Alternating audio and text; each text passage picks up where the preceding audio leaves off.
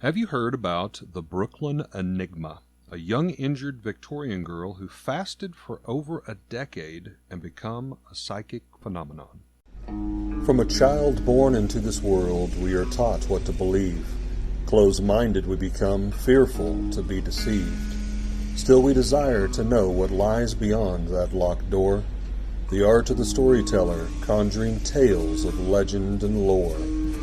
History hidden, lost knowledge, things forgotten and the unknown. These are the things that direct us and will set the tone. Welcome, friends, to another episode of Nightmares on the Lost Highway.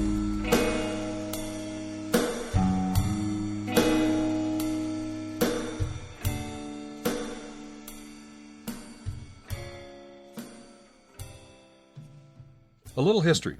Her name was Molly Fancher. She was dubbed the Brooklyn Enigma and was one of the most famous and debated female oracles of the Victorian era. Let's turn the pages back to get a little bit better understanding of this unusual case. Young Mary Fancher was born in 1848. She was the eldest of 5 children, born in Attleboro, Massachusetts. As a young child, she had to come to deal with her own mother's death, a very unexpected death. Shortly after the mother's death, the family moved to Brooklyn, New York, and her family established himself as a prominent merchant there. Young Molly found her life even further disrupted by her father's remarriage and the deaths of 2 of her younger siblings.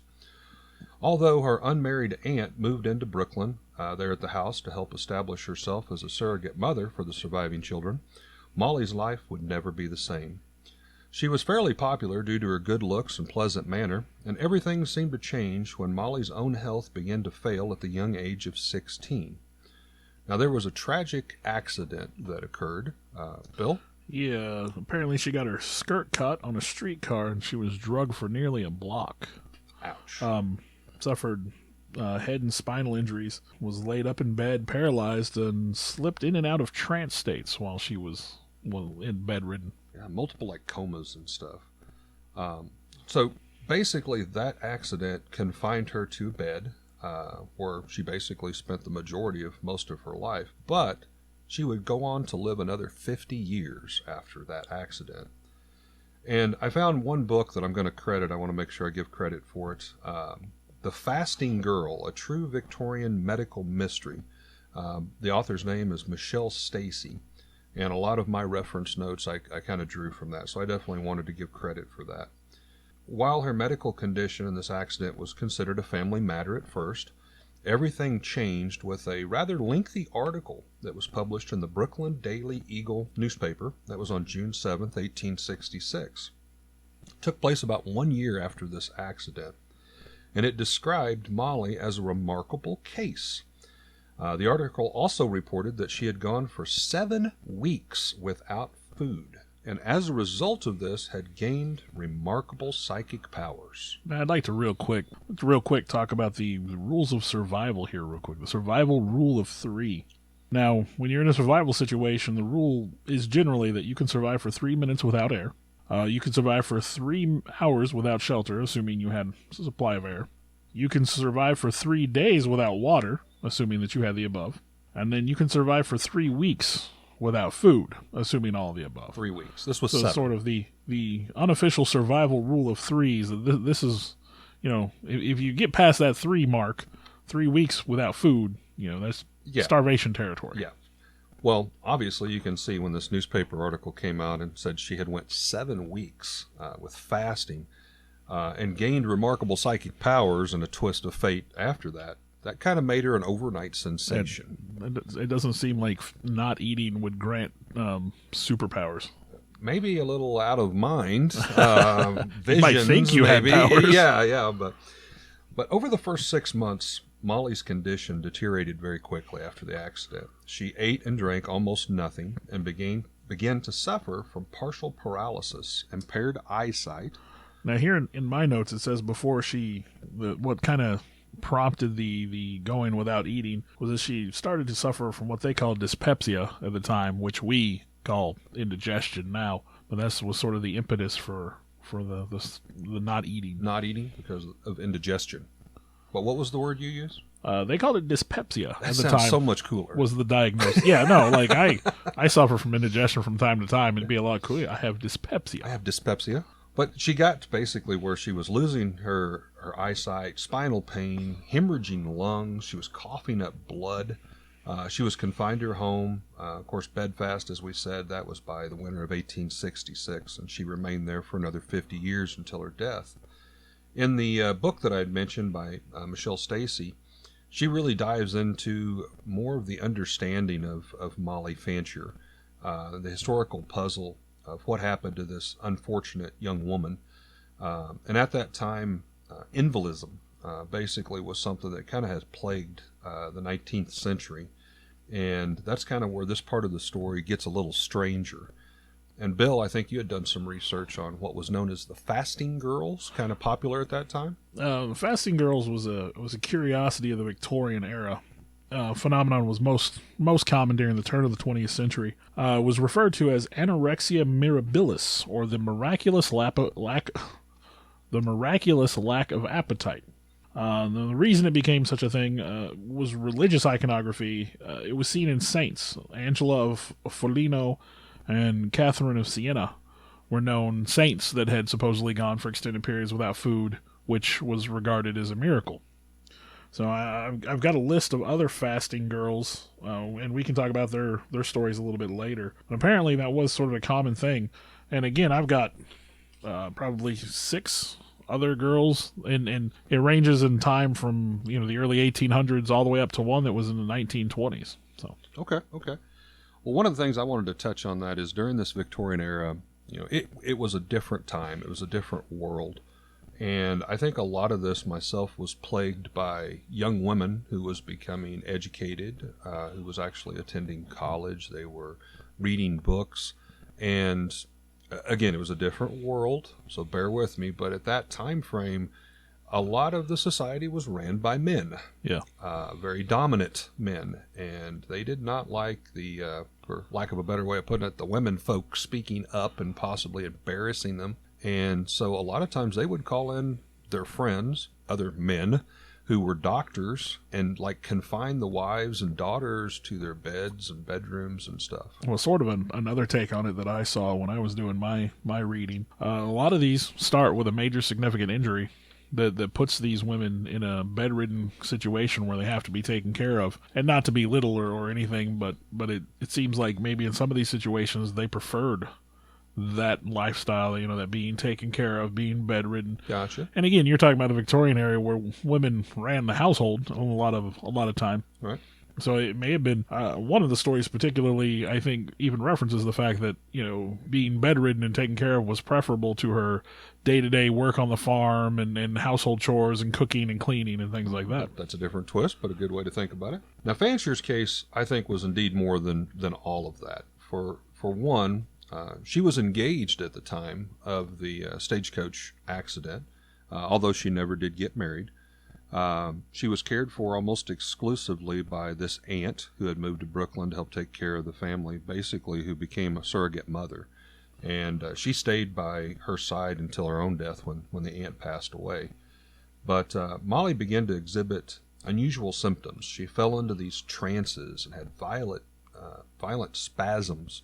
Some believe she had been possessed by the devil or the demon even.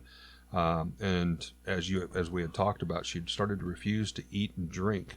One of the accounts literally said, I'm sorry, this is far-fetched, but it says, over the next 16 years, observers claim not a single morsel of food or a drop of liquid reached her stomach. Yeah. Now, I thought it was interesting it said reached her stomach, so maybe that does imply she was trying to eat. It just maybe came up or whatever. But according to one account, her stomach had literally collapsed so that by placing the hand in the cavity of her spinal column, it could be felt. So yeah, it was deteriorating. Yeah. Yeah.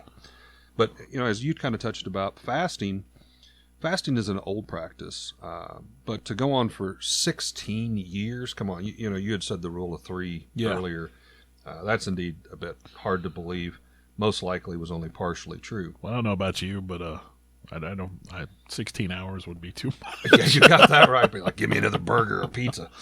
But again, the newspapers at the time, they elaborated this. They had come out with the earlier article, and it got a lot of attention. And so I think this was probably just a newspaper ploy to get front page story, headline news kind of thing. Well, and I think with Molly Fancher, the story is a little different. I don't think they ever proved her to be fraudulent in any way. A lot of the other fasting girl stories, they do eventually prove to be hoaxes one way or another. Right. As a matter of fact, again, we'll talk about it later, but one of my favorite newspaper headline titles of all time is going to come up in this particular podcast. But they usually are able to prove that it was a hoax in some capacity. So, but with her, I don't think they ever completely. I mean, they were never ever able to completely debunk her story. I agree, and I think that's kind of what makes her stand aside from these others. Now, Molly now is in her 20s, in the 1870s. She'd become somewhat of we'll call it a psychic medium celebrity of her time. While her eyesight had apparently failed, she was able to see and describe detailed objects brought into her room, comment on events that had occurred well beyond the normal range of vision. She could read letters in sealed envelopes. I believe she would be able to predict when there'd be a knock at the door or when thunderstorms were going to happen. Was part of it. One particular story was she told her aunt, again, who was by her bedside, she says, "You need to go answer the door." And the aunt says, "No one's at the door yet." She goes, "Well, there will be."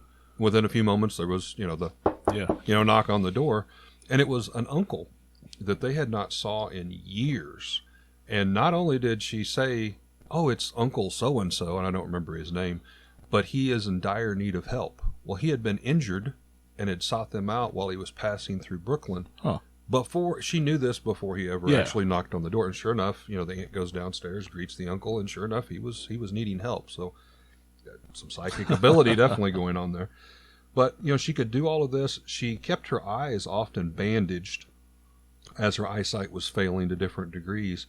But that was kind of some might call it a parlor trick. I think that was done quite often in Victorian era, where someone would hand you a sealed envelope and, she would read what was inside before ever opening it, and then they would open it up and prove it.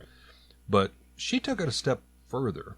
When she went in and out of these comas, if you will, trances, she would awaken and she would tell her aunt that she had communed with the dead. She had walked with the dead, spoke with the dead, in particular visited her mother in heaven.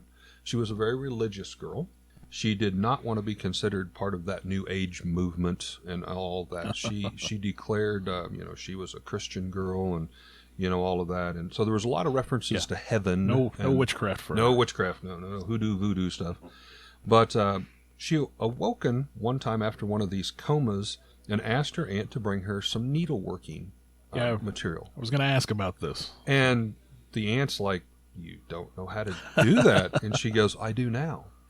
And because of the contortions of her body, I think she kind of had one arm, her left arm, that was, for whatever reason, kind of up behind her head. And so this girl awoke out of a coma, got embroidering, and would embroidery blindfolded up by the side of her head, totally out of what she could have possibly even seen through bandages, and just started making this beautiful, elaborate needlework. Did like curtains and doilies and blankets and all kinds of stuff. I think when we first talked about this, I was telling you there's a series of books called Necroscope about a gentleman that has the ability to speak with the dead, and he uses it in a very similar manner. He can pick up skills and talents from those that have passed on. So that immediately reminded me of those books when you mentioned the embroidery. Yeah. After being in one of these trances. I mean, I'm assuming that's where she picks up the skill. I don't think that she just learned it spontaneously. No. I think that was kind of what it was allured to, that someone on the other side had taught her how to do this. And another thing that she was known to do is she crafted very fragile, lifelike wax flowers. Again, that's kind of a novelty. Sounds interesting. An interesting twist, because she had gained so much, celebrity. People would come to her home. They would ask for visions and readings, and sometimes she would do them, sometimes she wouldn't. She was not one to accept money. So when they would offer to pay her, often she says, I don't want your money. That's not what it's about. But she would sell these wax flowers and stuff that she would make, and that kind of helped support her, if you will. Well, I mean, I guess she was working in a way. I mean, she was doing something. Handicapped and working, definitely with what she could.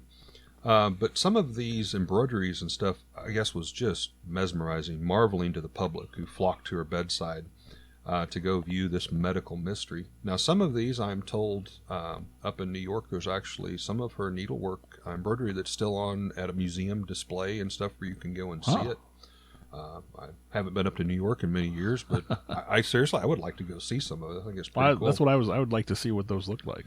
But she claimed that these were gifts received from the dead ones that she gained during her deep trances and later these comas.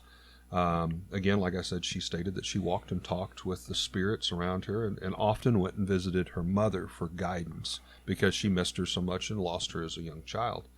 Now, some of the alleged powers that Mary had is as we talked, she could predict like when the front doorbell would ring before anybody got there. And not only that it would ring, but who it would be and what their business would be. She could run her hands over pages of a book or a newspaper with her eyes closed and bandaged and read the words out loud without air. She could also speak with the dead to gain answers for visitors on where items had been hidden or lost by deceased loved ones, or possibly to gain answers to other questions. She could determine what a sealed letter was in an envelope, or perhaps identify a playing card that would be put underneath her pillow that she would never be allowed to touch, hold, or see. And along with these bizarre medical symptoms, including these strange contortions that I had mentioned, especially of her arms and legs, she was, obviously had that embroidery and elegant curtains and stuff. Now, she was witnessed doing this, too. This wasn't something that, the door would close and at night these would appear. Because some people said, well, the aunt's doing this. And they would call people in, and she would almost go into a trance while she was embroidering these things. Now, she had lost, basically the use of all of her senses in the process of the injuries and the progression after that, right? Sight, smell, taste. Yep. It says here touch. Now, obviously, she could manipulate things, but she could hold whether stuff. She was feeling yeah. So the only sense that she was still using would have been hearing at that point. Now, one of the things I did not find with some of the other fasting girls that I did with her, and maybe you found something to the otherwise, but she was one of the first recorded cases of what we would now call multiple personality disorders. She had a rosebud persona, a pearl, and a ruby that were very dominant, along with probably 5 or 6 others. And when she would be asked about it, it would like she would awaken out of a trance and she would be in the voice of Ruby or, of Rosebud. Rosebud seemed to be the one closest related to Molly herself. Now, I will say in previous readings for other topics, multiple personality disorder is one of the most difficult mental disorders to prove, to the point where even today, very few people believe that it's a real mental disorder. Okay. I think that even in cases, in most cases, it's not that's faked. Faked, yeah. But I think there's only been maybe 1 or 2 cases ever where they said, okay, this is definitely, a mental disorder. Right. So, well, she would stress that she didn't realize she was doing this. However, she would stress that these were different spirits that had just, came through to her. And again, with what research I've done and saw, you see that pretty typical of the medium and the TV and movie shows. Someone's going to speak through you. She's got a lot of interaction with the dead, and so maybe, like you said, not other personalities of hers, but other personalities of other people, separate or people. Spirits coming through her. Now, ironically, this was during what was known as the spiritualist movement at the time. And Molly Fancher herself never cared for the spiritualist label. I had mentioned, she was a very religious woman. She insisted on staying true to her Methodist roots and regarded herself as an earnest Christian, in her own words, quote unquote. She also denied being a spirit medium and publicly feared being classed in any manner as a clairvoyant or second sight seer of the spiritualist movement. Although there were any number of female mediums who offered psychic services to the public, again, she refused always to be paid for this. She would do it only as a favor. Kind of interesting. So I believe we can move on and maybe talk about some of the other fasting girls. Sure, go ahead. Now, again, this was sort of a thing of the Victorian era. And like I said, I have cases that range from the 1800s all the way up into the 1900s. Kind of have them sorted here chronologically, so we'll just kind of touch base, and I just have a little bit of information on each one, and we can kind of maybe expand on that a little bit as we go. The first one I would talk about would be Anne Moore, known as the Fasting Woman of Tutbury. From 1807 to 1813, she claimed to have eaten nothing at all.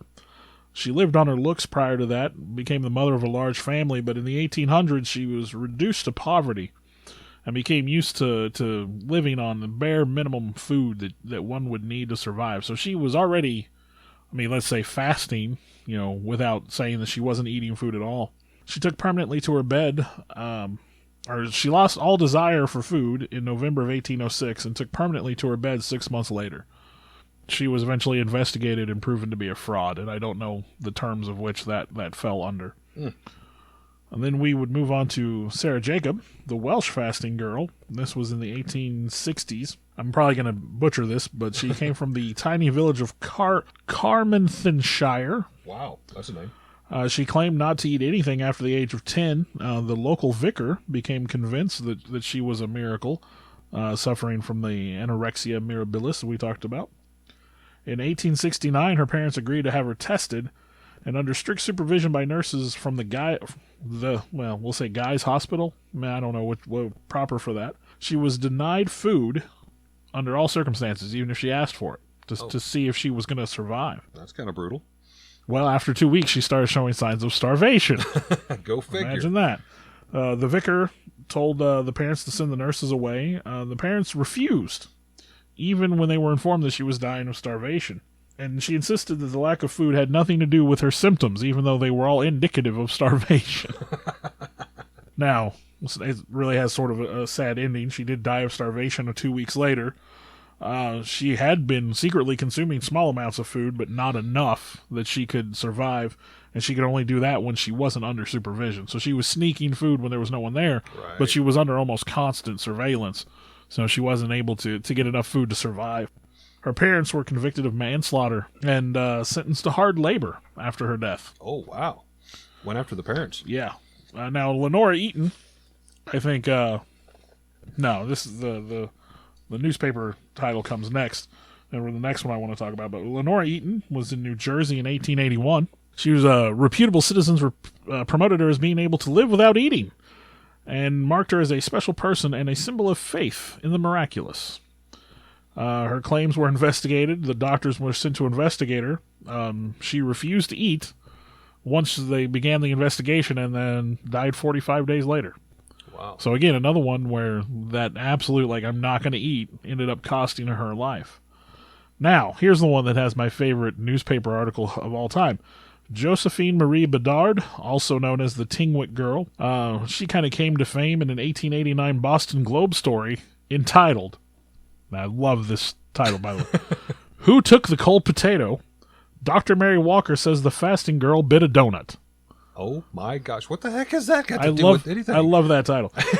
Dr. Walker investigated her claim to be a fasting girl, searched her clothing, and found a bit of a donut with a bite out of it when she first met her. And then later on, the doctor had a meal, and she had 3 pieces of potato left on her plate. She got up to tend business somewhere else, came back, and one of the pieces was gone. So who bit the cold potato? The headline suddenly makes sense. Yeah. And then when she walked into the room, Josephine was dabbing her mouth with a bit of handkerchief. So, she was hangry. Pretty much knew where it went. 2 Boston companies were competed in court, took it to court to be able to exhibit, quote unquote, this girl. One was called Nickelodeon. Can't speak to any relation to Nickelodeon or not. I don't know if it's related. And the Stone and Shaw's Museum. They wanted to show her off like an exhibit. Wow. And like I said, went to court and tried to get this settled in court. And I think they were going to charge the outrageous price of 50 cents a head to come and look at a woman not eat. Wow. Obviously, this was a big thing at that time frame. Yeah. But again, like I said, that is probably one of the best newspaper headlines I think I've ever seen. And then you have Therese Newman, which would be the most recent. She took a tumble off of a stool in 1918, suffered a spinal injury, which resulted in blindness, gastric problems, and paralysis. In 1926, a blood-colored serum began to ooze from her eyes, and she displayed signs of stigmata during Lent that year. Whoa. So she kind of took it up a degree. Religious movement. In 1927, she claimed she had been visited by a saint who told her that food and water would no longer be necessary, and she could exist only by taking the Holy Communion. That would be enough for her. She was observed for 2 weeks in July of 1927. They concluded that she never did attempt to take food, but she lost weight at the beginning of the period. They weighed her regularly. At the beginning of this period, she had lost weight. By the time they got to the end of those 2 weeks, she had gained 5 to 6 pounds. How in the world? So supposedly she was not eating. Now, a lot of them believed her to be a fraud, aided by her father. They think her dad had a part to play in this probably to make money, I would assume. Right. And she did die from cardiac arrest in 1962. So I would say probably the last surviving fasting girl that there is. I was just thinking modern day, and I say modern, it's still in the past, but in our lifetime, Gandhi, of course, he went on a fasting movement and all of that. And obviously, this one was tied to some religious beliefs and stuff as well as his. It's interesting, and by fasting, obviously, as your body begins to shut down, you're going to have illusions and some of this stuff. So you maybe truly believe you are having these psychic powers or visions, walking with the dead. But that's some far-fetched stuff. It really is. Well, back to little Molly. We'll go back to her story a little bit. During the time frame of the 1870s to 1880s, it was her heyday. The newspaper articles, I think, had flourished, as we had talking about, weeks, even a point of nearly 16 years without eating. 1 6-month period alone said that her food intake was nothing more than 4 teaspoons of milk. So it wasn't that she was totally fasting, but, she was just an unbelievable amount of food. Like, there should have been... That's not enough to get by. No. Now, one of the things with a spiritual movement going on with Molly, they came aboard and there was people who viciously fought for her, saying she is not a fraud, this is a legitimate case, as much as there were the new doctors. Neurology was kind of a new concept at that time, and some of those were fighting against her. And with the spiritualist movement, it was quite a frenzy in newspaper media and everything. There was a Reverend Joseph, and I'm probably going to butcher this, Durea. He was a prominent Presbyterian pastor in Brooklyn. Now, he was one of the first ones that stood up for her. In an article, newspaper, he states, and I quote, "Her physical changes have in some manner released her mind from the imprisonment of the body, and she does with it what other mortals cannot do with theirs." Durea, the Reverend, speculated that Fancher's mind or spirit was now governed by other and higher laws than those that normally controlled it, with the bondage to her body. His message radiated across deeply with the spiritualist movement. Now, obviously, he wasn't part of the spiritualist movement, but again, you had all these newspaper articles and stuff that was against, pro, con. He definitely put his passion in that, voicing, credibility. And in return, taking the lead to battle against her, Molly Fancher was a fraud in the eyes of many, and in particular, there was a neurologist by the name of George M. Beard and a former Army Surgeon General William Alexander Hammond. Beard and Hammond charged that Fancher's fantastic claims could not be true, but conceded that her deception was not necessarily willful. So they were kind of standing up for her without just totally bulldozing her over. I guess there's a part of my brain that doesn't understand what that sentence is getting at. She's not fraudulent, but was... I think what they were saying was because of the accident and not eating properly, that kind of what we were saying, that she believed what she was doing was true. In her own mind, these things were happening. It wasn't like, hey, what can I do to make money on the side? Because obviously, like I said, she didn't take money. Yeah. So they were kind of, I guess, being a polite way of saying you're a fraud, but maybe you're not intentionally. Yeah, you're not doing it on purpose. You just have, these delusions. Now, that changed later on as the years went by. So that was kind of their first claim is, maybe she's not intentionally doing it. She may truly believe this. And I've got to read this quote out of this Dr. Hammonds. He said, proclivity to simulation and deception is a description of fancier. There's a lot of big words there. That's a lot of big words. If fancier was not to be blamed for her fraudulent self-preservation, the truth of her condition must nonetheless be exposed in the interest to secure scientific explanation over the primitive forces of superstition.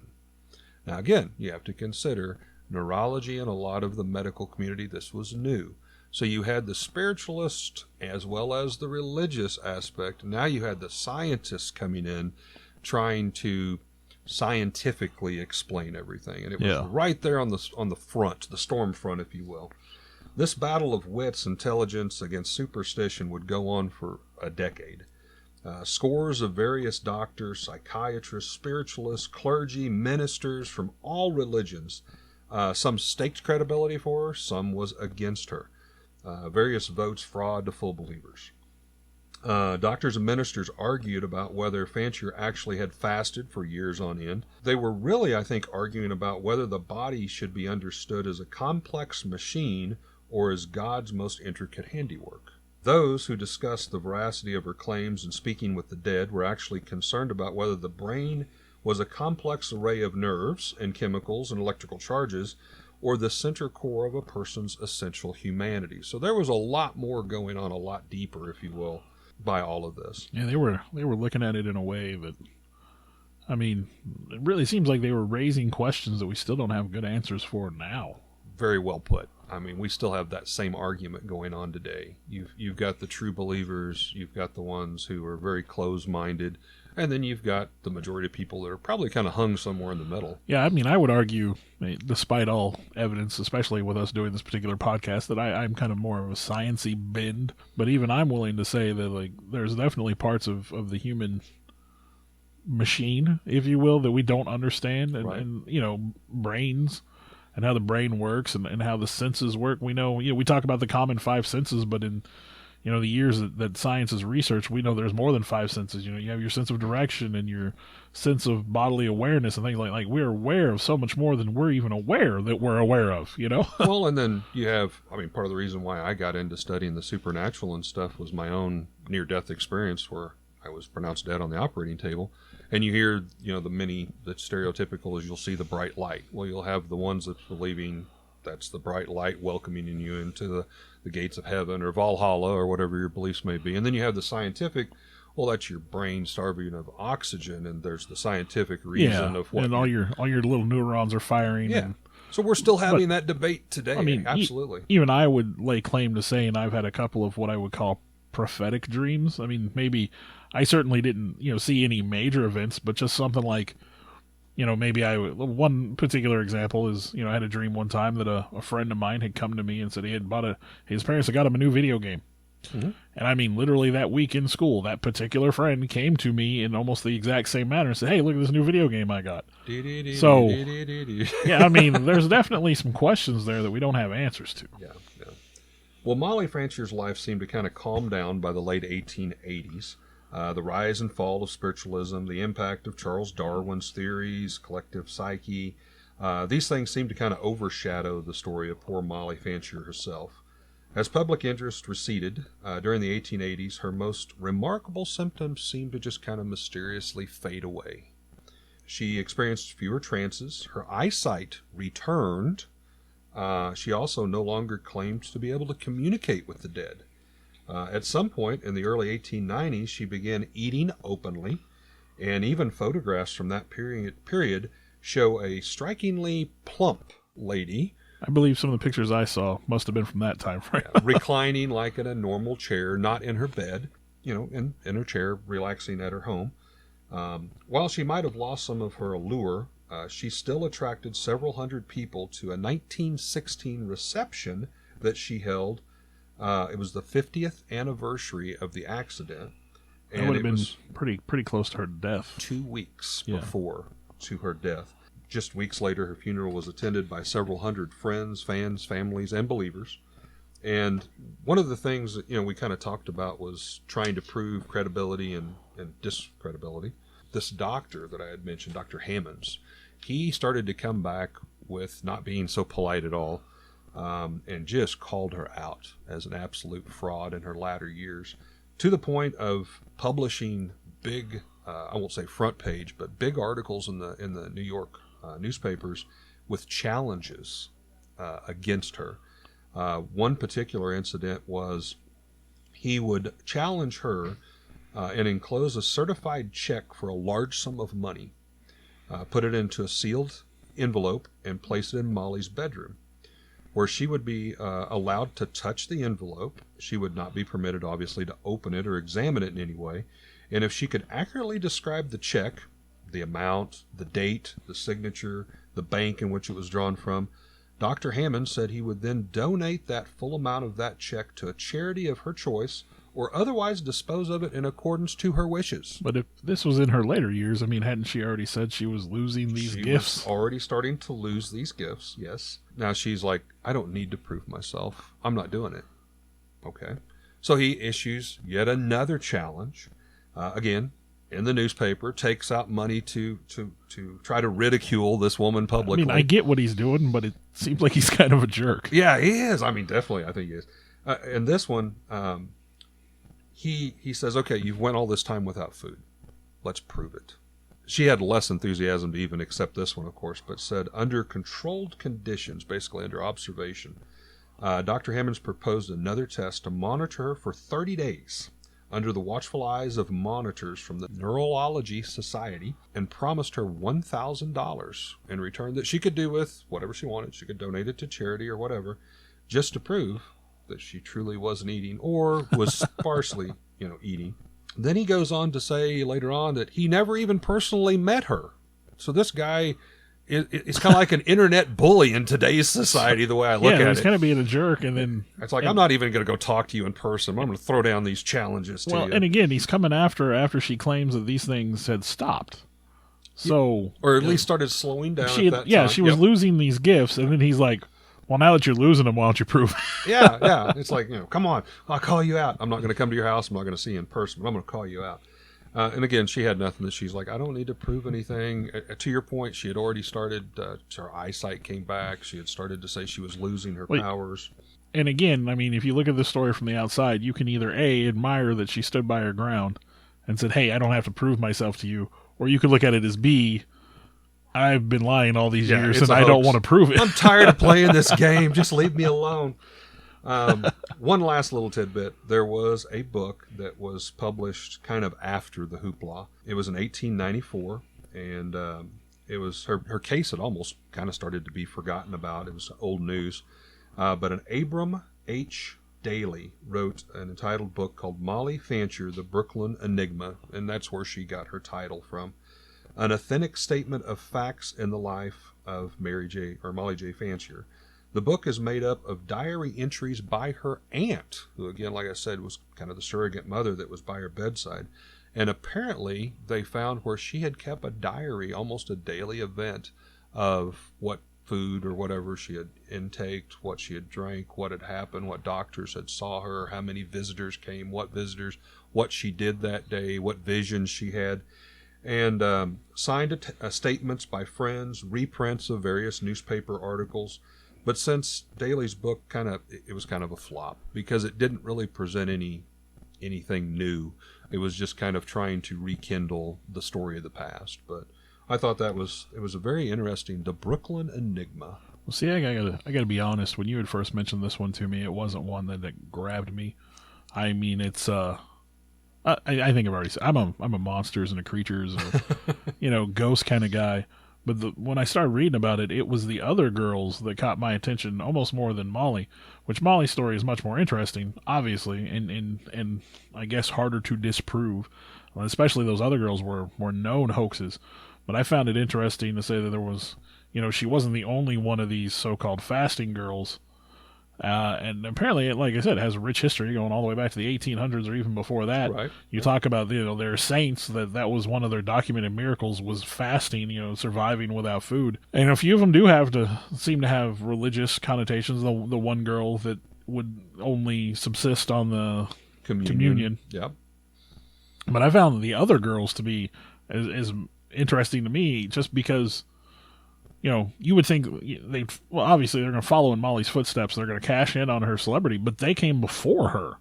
True. A lot of these women were pre-Molly and tried to make, I don't want to say career, but tried to make a name for themselves as fasting girls, only to either end up, in tragedy, end up dead, starving themselves to death or being starved to death. And to fuel to that statement, I mean, you got to consider this is the Victorian era. Some of the events that you were talking about was overseas. Now, obviously, news didn't travel near as fast, but that's obviously today it's the internet, and what happens there you can find out in moments. The internet. But I mean, if it wasn't for being subscribed to a newspaper or having family or something there, you might not know about something for a year or at the very least months. Yeah, but you have some of these that end in tragedy and some that end up just flat out being hoaxes. Absolute hoaxes. I mean, even the ones that end in tragedy, they're still hoaxes, but it's unfortunate tragic the hoaxes. person dies. But then some of them were, obvious. These women were caught. And again, just to read it one more time, who took the cold potato? Dr. Mary Walker says, fasting girl bit a donut. Best newspaper article title I've ever found. Ever. So the Brooklyn Enigma, that's just another tale that you can find on Nightmares on the Lost Highway. I would like to thank Alex Tudor, who has been helping us a lot with our endeavors on this podcast. You could call him our producer at this point, I think. Our producer, electronic recording technician. He's the one that's setting up all the mics and the hardware in the background. And then Bill Weirs is going through, taking his time to try to clean and edit this up and give us the best possible version that we can present to you folks. Want to thank everybody involved with that. Also would like to say, if you're interested in taking a listen to our local